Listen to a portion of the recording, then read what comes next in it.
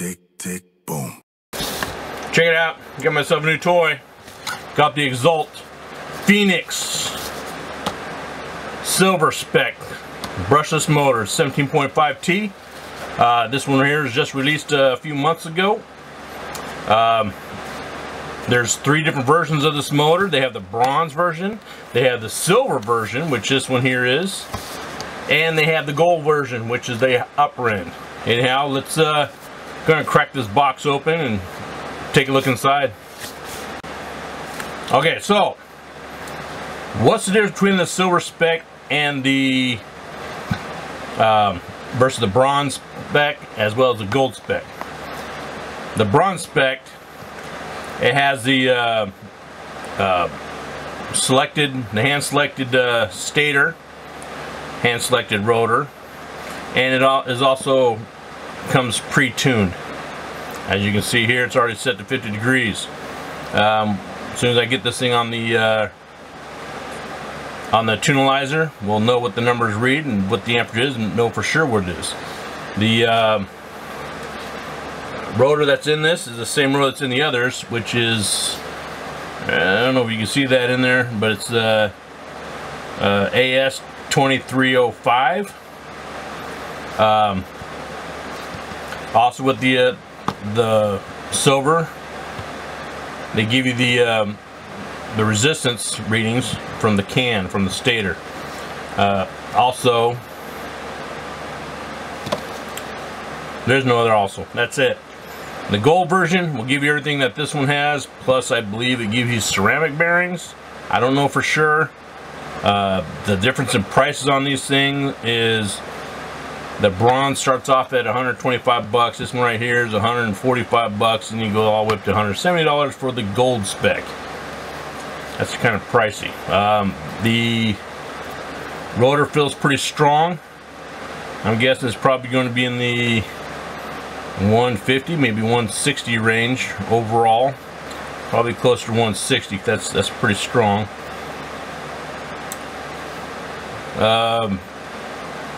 It looks pretty good. Looks like it's well made. On the inside, I'm looking at the windings right now. They're very tight. I don't see any of them that are loose. The machine work on it is very, very nice as well.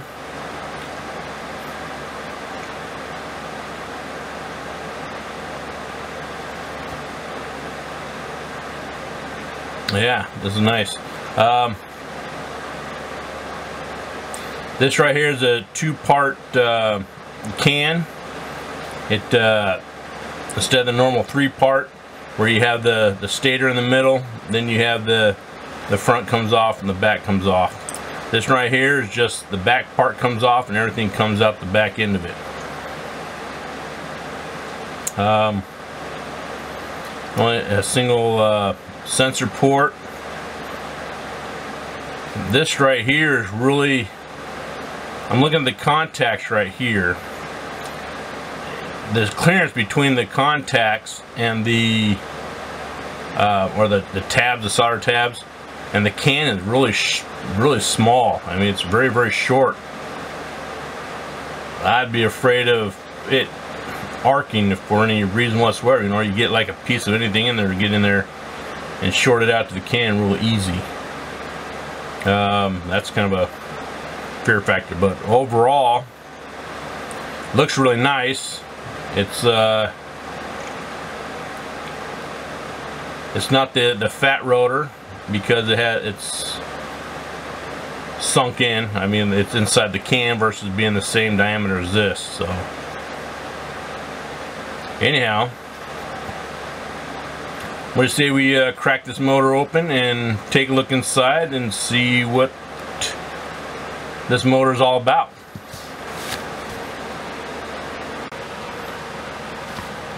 So here's the motor part. Like I mentioned, it's a 2-part motor. You have the cap here, the end bell has 3 screws. Take the 3 screws off, pop it off, and then you take the rotor out and so on. Rotor's a little bit harder on these types because you have to pull from the short end, so you have to push on this side here and then pull it out. Make sure you have one of these right here. Makes it really easy. The inside though, they used a used a black epoxy versus white epoxy. Nothing wrong with that, it just makes it look dirty, but I'm sure it's not. Well, it has some stuff coming out of it. Don't know why. This was brand spanking new. You guys saw when I took it out of the box. It had the cellophane on it. I just took the cellophane off before I did the video, but yeah, this thing was brand spanking new. It hasn't been used. And it had dust coming out of it. I don't like that, but that's me. The windings on it look very clean. I don't know if you can see in the video. They look very clean, very uniform, very tight. Very, very tight. I like that. Many of the other ones, you'll see one, maybe two windings that look a little loose. This one right here, all the windings look really tight.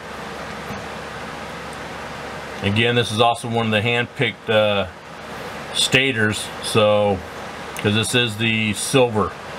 Now this did come tuned. I ran it on the tunalizer. It comes tuned. It's already set. The timing's already set. It's sitting at I think it was what, 5.6 amps. But I'll show you guys all that at the end. But 5.6, 5 something. I'll check it again. But the overall build on it looks very good. Looks like it has standard size bearings. As for, as I mentioned, this one right here is pre-timed. Oh, one of my shims fell down there. It also came pre-shimmed, which is actually pretty good for $140, pre-shimmed, and also tuned. I mean, that's not a bad deal. If you get like the other brands, they'll do shimming and everything else, and they'll charge you $160, $170 for it. Now, the other ones will come with like ceramic bearings and so on, but as you saw in my other videos, those don't really do anything. I mean, it's up to you if you want to do the bling on it, but I don't see it worth the money. But anyhow, the shimming it has 3 shims on the back. You see it's like a really thin one and 2 thick ones. Looks like a 1 millimeter then a 0.5 millimeter. But you can see when I put it on here,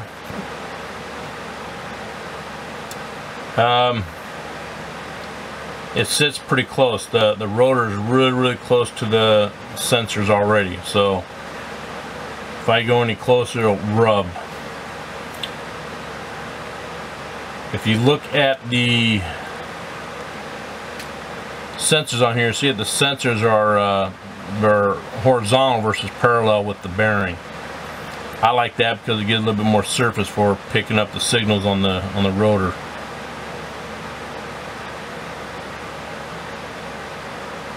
But yeah, let's take a weight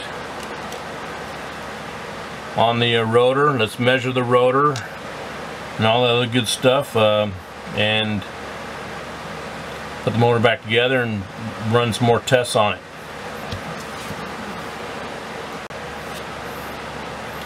Alright, I have the Rotor Master here. Go ahead and put this thing on. See what we get. Right now it jumps onto the north side.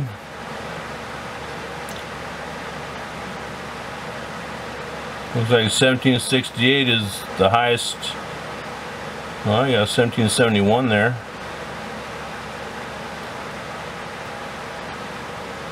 So 1771 on the north side.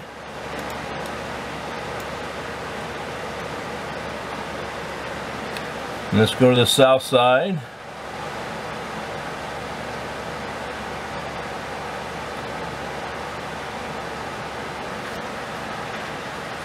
See what we get here.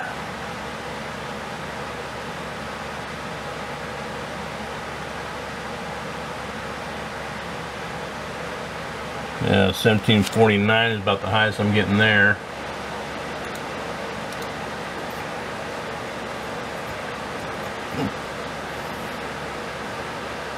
Alright, let's break out the scale and see what this thing weighs, and I'll break out the calipers and we'll do some measurements on it.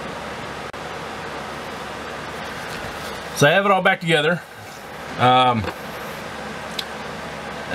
Just as a tip, if you ever take one of these motors apart, make sure that you put a line somewhere between, on this side, on the back cap, the end bell, as well as the can. So when you put it back together, you can line that line up.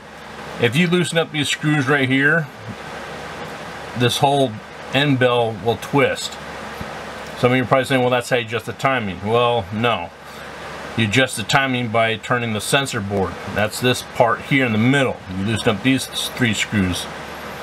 But anyhow, yeah, make sure that you do that, because turning this whole thing, it will throw the timing out of whack. Now, before I put it back together, I did blow it out. Used some compressed air and trying to blew some stuff out in it, like dust. I don't know what it was.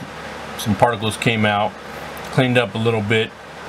Again, brand new motor. That's kind of disappointing to have it be that dirty. This is the mid motor, so it's not the gold one, the gold spec. This is the silver spec, and then they have the bronze spec. Yeah. But all right, let's go ahead and put it in here. See what the numbers are.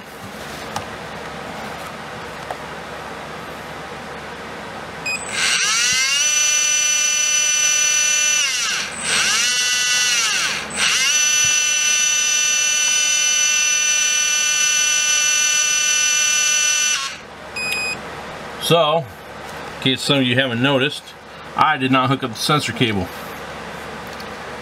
So let's try that again with the sensor cable hooked up.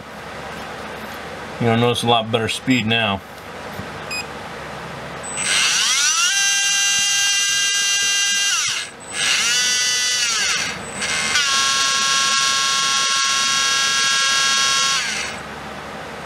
And there you have it. The numbers.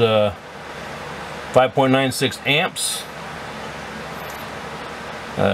3213 kV, end bill is 54.5. Now the can is set for 50 degrees, so it's only 0.5 degrees off, or 4.5 degrees off, which isn't bad.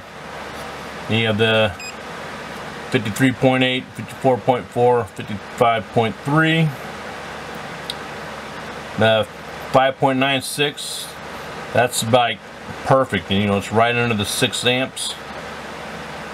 That's pretty much where I find motors like to sit, is between 5.5 and 6. It's basically close to 6 as you can get without going over. But let's go ahead and, okay, end bell deviation is 0.5 degrees. Rotor symmetry 2.4. Hall signal deviation 2.5. Temperature is 102 degrees, but it is hot as fire in my office right now. It is crazy, but I wouldn't go too much on that. That is hotter than I would actually think it would be, because that does not feel like 102 degrees. So my guess is that the temperature sensor in there is off. Anyhow, let's go ahead and put a load on it and see what this thing does under a load. Just kidding. Let's check the RPMs on it.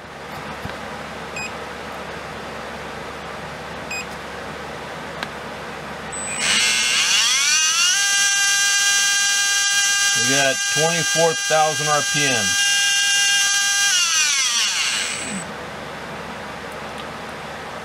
I don't know if you guys see that in the video. Yeah, 24,000 RPMs. So That's pretty fast. Seems like a torquey motor with some speeds too, so it's kind of like what we had with the reminds me of the Tekin, the G4R. Or the Gen 4R. So let's go ahead and put this on the Loadmaster now and see what we can get. Alright, as normal, we have the Surpass Lightweight over here as the load motor. The drive motor over here is the Exalt.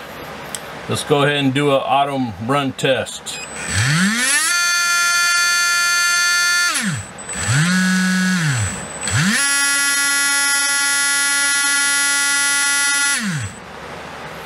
Okay, 11.77 amp, 2,790 kV, 2.7 end bell deviation. All right, end bell timing, and check these numbers over here. 0.2, 1.7, 1.8. Okay. Let's check the RPMs.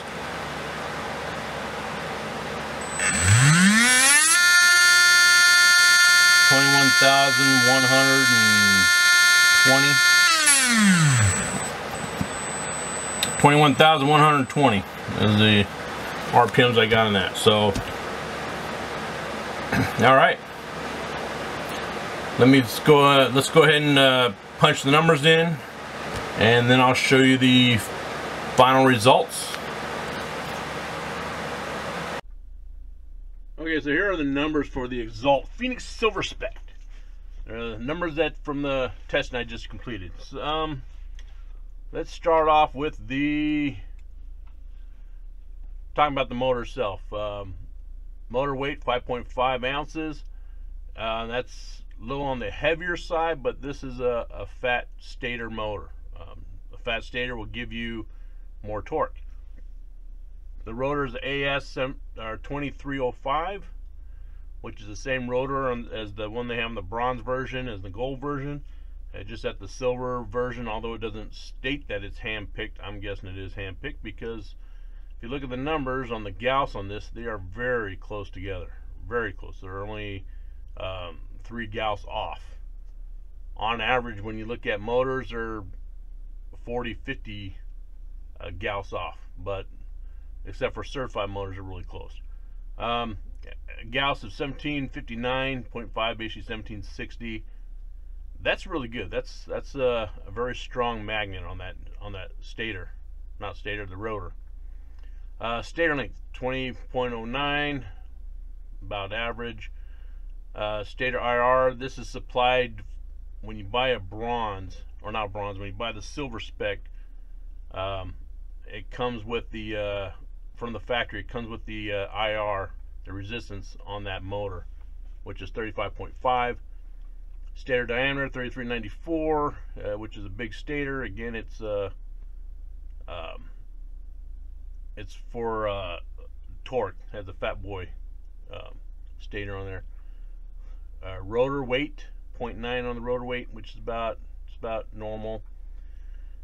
Then the date I tested it. So it comes from the factory at 54 degrees, which is pretty good. You can, when you get this thing straight from the manufacturer, you get it brand new, the silver spec, you slap in your car, take off with it, it's pretty much timed at its peak. I messed around with it a little bit, got a little bit more out of it, which isn't easy to do. It just takes a little bit more time. Got the 54.5, got a little bit more juice out of it. Now, if I would have gone up any higher to a 55 degree, this current shot up like another amp. So that is just over an amp that it shot up. So that's a little too high. So right there, 54.5 is right at the tipping point. RPM wise, 24,000 RPMs. That's pretty fast. Excuse me. But if you've seen with fast motors that get up in this way, they lack torque. But if you look at the under load, you still have 21,120 RPMs, which is, that's still pretty good. That's a good motor.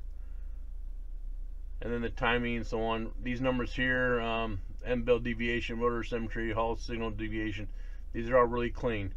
The motor temperature, I'm sure that the temperature sensor in this motor, I'm betting that it's bad. It's not accurate, because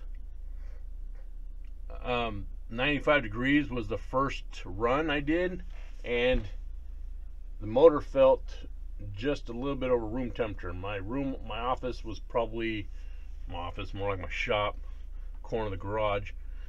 It was more in the neighborhood of about probably 80-85 degrees.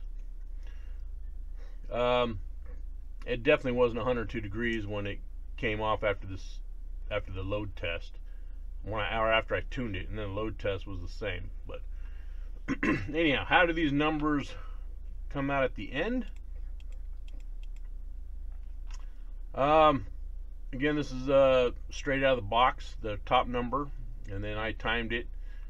Now, when I put it all back together again, before I put it back together, as I showed you, there was debris in it, there was dust. I blew it out, took some compressed air, blew it out, stuff like that, wiped it out with a rag, and got a little more dust out of it.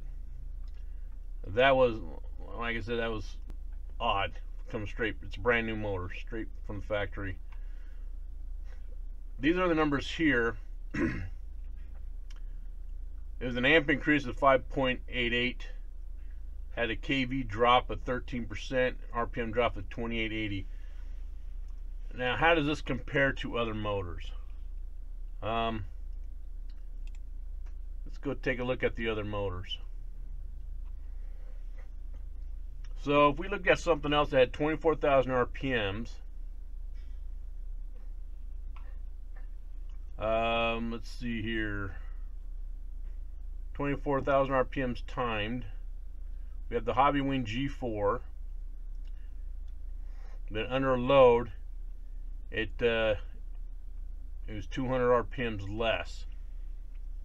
Had a 6 amp draw, which is a bit higher, 12% kV loss, which is less loss, but it also lost more RPMs at 3,160. So if you had good results with the V10, the Exalt is going to give you a lot better results. How does it go with the V10 G4R, the newest version of it? By looking at these numbers here, the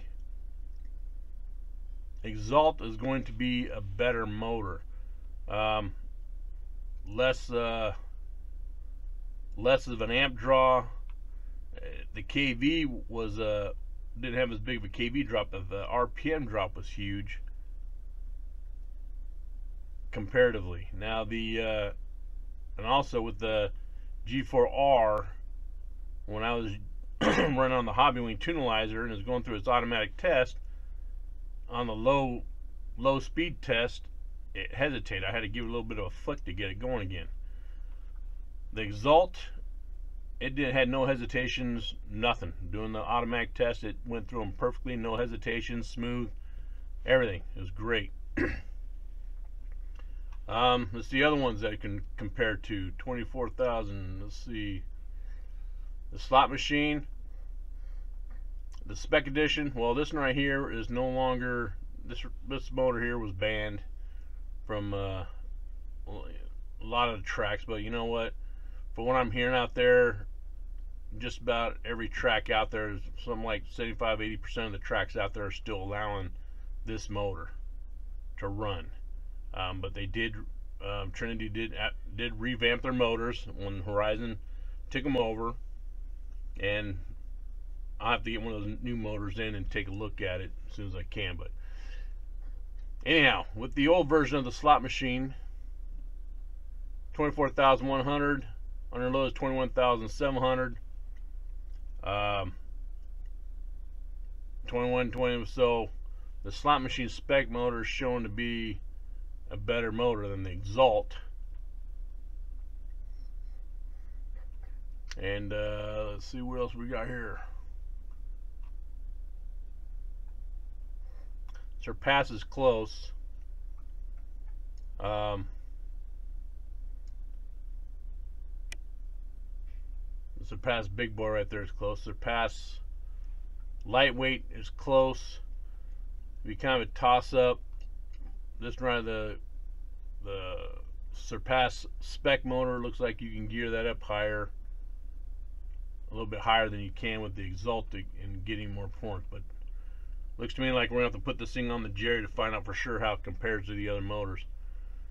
But anyhow,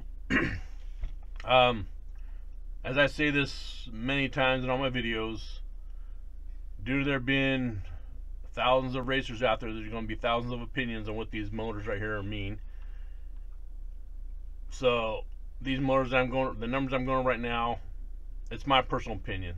Everything I'm going over right now for what I think these numbers mean, it's my personal opinion. If you have a different opinion, by all means, share it with us. Share your knowledge. But anyhow, let's go to my final thoughts on this motor. All right, final thoughts on this motor. I need to clarify something in the when I was going over the numbers on this. I mentioned this as the fat stator. This is not the Fat Boy stator. This is basically a standard width stator. Basically because the stator fits inside the can. I don't know why I got it mixed up, but yeah, this is not a fat stator. It's a standard thickness stator. But my final thoughts on this, pros and cons. First, we'll go with the pros. I like that it's a single or double can. There's a two-part. This right here comes off, and the rest of it just seems cleaner. It seems like it's going to have less mess, less problems go wrong, basically speaking. However, there hasn't been any problem with the other ones. I haven't had any issues with the three-part cans, but I'm also guessing that this would be lighter. But at the same time, this can isn't going to be lighter because there's a lot of can. There's a lot of real estate on this can, where you have the other brands where big openings are cut out to allow air to flow and ventilation and all the other stuff. I like the fact that this one came tuned already. I like the torque numbers. I like the readings off it. The RPMs are really high RPMs. It also showed decent torque. Running it on the Loadmaster, there was no hesitation on the spool ups and stuff like that, even at low voltage. Let's see here. Then we'll go with the cons. This right here, as I mentioned, this right here scares me. The gap that's in here, it's very, very narrow. I mean, you can't. You can barely put probably four sheets of paper in here. It's just very, very narrow. I also don't like how this right here, you loosen up the outer can, the end bell, and it'll turn about this much. That can throw your timing off. So if you ever take this off, just remember, put a mark on here. Put a mark across the can and the end bell, so when you put it back, you know exactly where it lines up with. Again, it will throw off your timing. This right here also adjusts the timing. This is pretty easy to see, the timing markings. That's good. I forgot to mention that.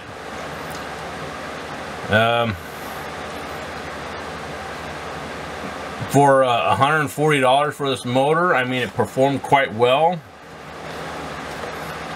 $140 for it, it's quite pricey. And then you have to go up to the upper one, which is $170.